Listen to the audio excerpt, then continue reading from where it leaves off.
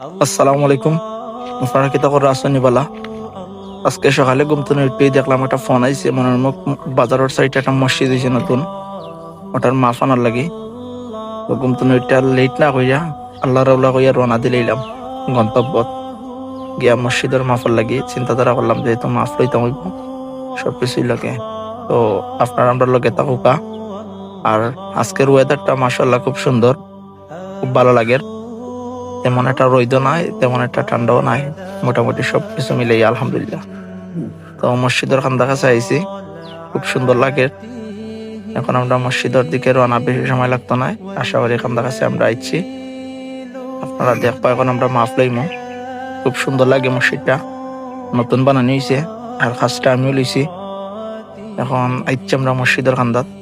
এখন আমরা মাফ লইমু, মাফ লইয়া দেখমু কিতা পরিস্থিতি।